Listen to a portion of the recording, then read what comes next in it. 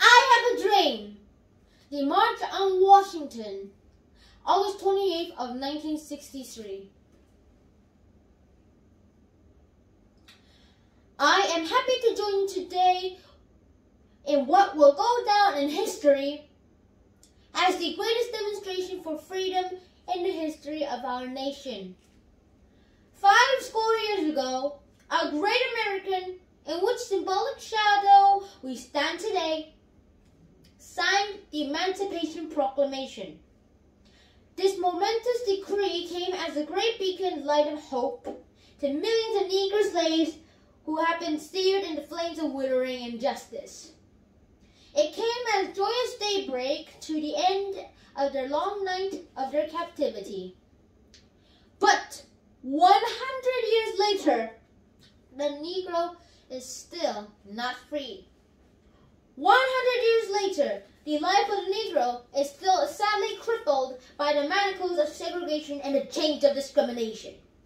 100 years later, the Negro lives on a lonely island of poverty in the midst of a vast ocean of material prosperity. 100 years later, the Negro is still languished in the corners of American society and finds itself in exile in his own land. And so we've come here today to dramatize a shameful condition. In a sense, we've come to our nation's capital to cash a check. When the architects of our republic wrote the magnificent words of the Constitution and Declaration of Independence, they were signing a promissory note to which every American was the full heir. This note was a promise that all men, yes, black men as well as white men, would be granted the unalienable right of life, liberty, and the pursuit of happiness. It is obvious that today America has defaulted on this promissory note, insofar as her citizens of color are connected. Instead of honoring this sacred obligation, America has given the Negro people a bad check. A check which has come back marked insufficient funds. But we refuse to believe that the Bank of Justice is bankrupt. We refuse to believe that there are insufficient funds in the great vault of opportunity of this nation. And so, we've come to cash this check. A check that will give us upon demand the riches of freedom and the security of justice.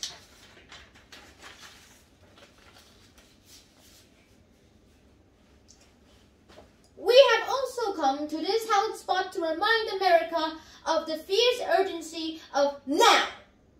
There's no time to engage in luxury of cooling off or to take the tranquilizing drug of gradualism. Now is the time to make real the promises of democracy. Now is the time to rise from the dark and desolate valley of segregation to the sunlit path of racial injustice. Now is the time to lift our nation from the quicksands of racial injustice to the solid rock of brotherhood.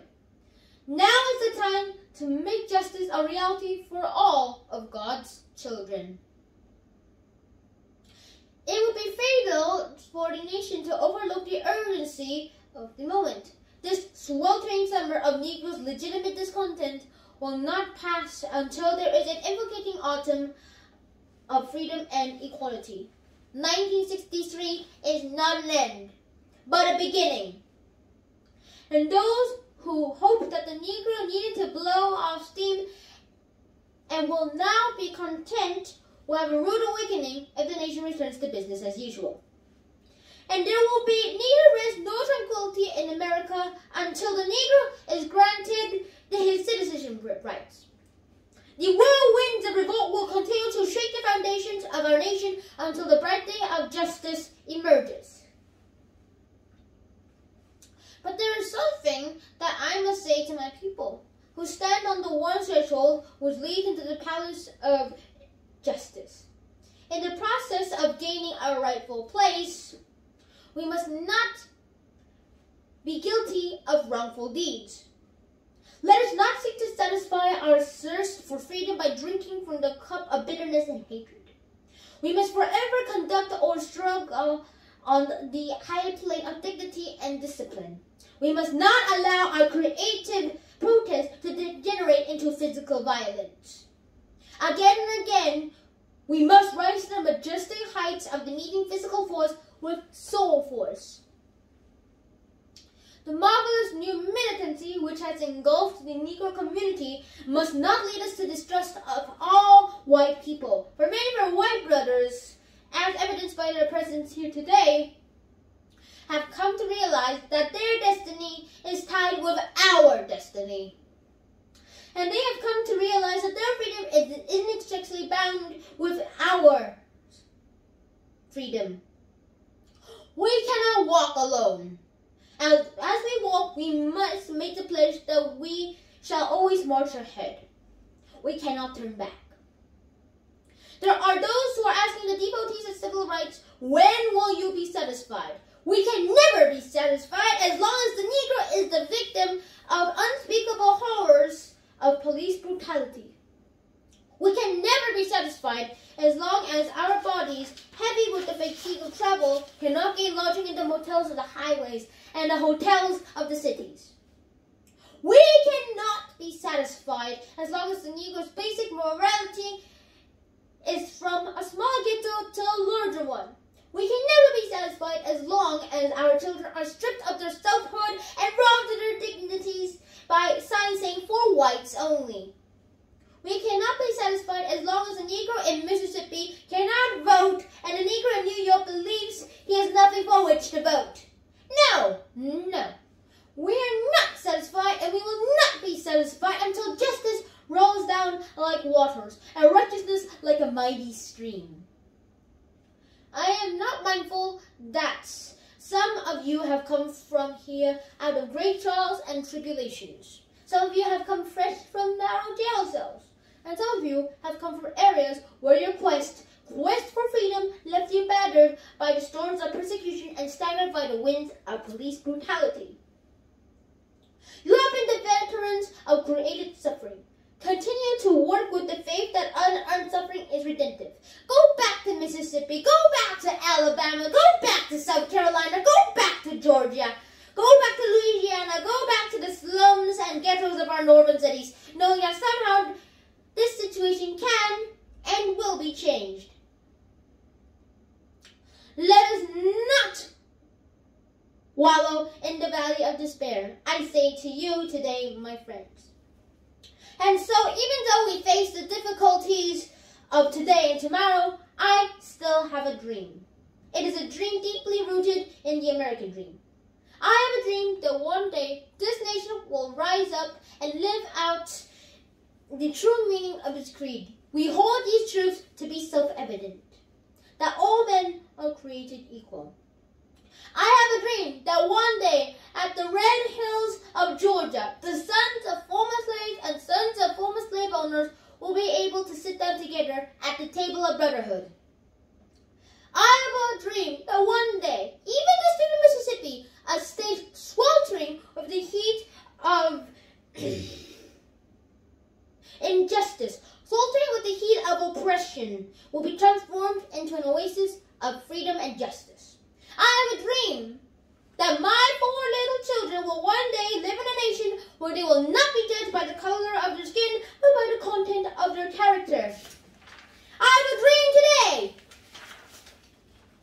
I have a dream that one day, down in Alabama, with its vicious racists, with its governor having his lips dripping with the words of interposition and nullification, one day, right there in Alabama, little black boys and black girls will be able to join hands with little white boys and white girls as sisters and brothers.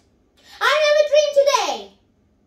I have a dream that one day every valley shall be exalted, and every hill and mountain shall be made low, and every rough places will be made plain, and the crooked places will be made straight, and the glory of the Lord shall be revealed, and all the flesh shall see it together. This is our hope. And this is the faith that I go back to the South with.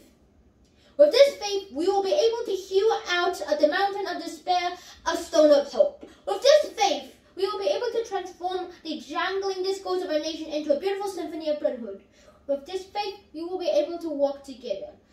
pray together, to struggle together, to go to jail together, to stand up for freedom together, knowing that we will all be one day free. And this will be the day. This will be the day when all God's children will be able to sing with new meaning.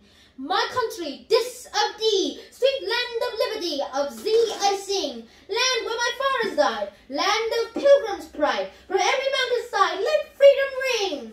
And if America is to be a great nation, this must become true. And so let freedom ring from the prodigious hilltops of New Hampshire. Let freedom ring from the mighty mountain of New York. Let freedom ring from the hiking Alleghenies of Pennsylvania. Let freedom ring from the snow-capped Rockies of Colorado. Let freedom ring from the curvaceous slopes of California. But not only that, let freedom ring from the Stone Mountain of Georgia.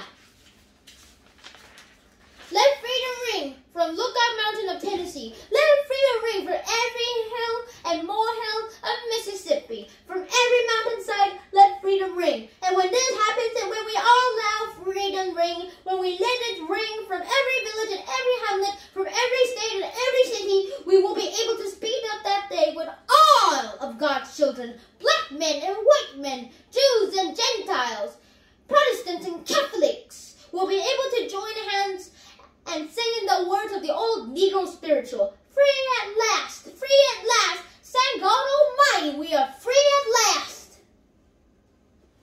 Thank you.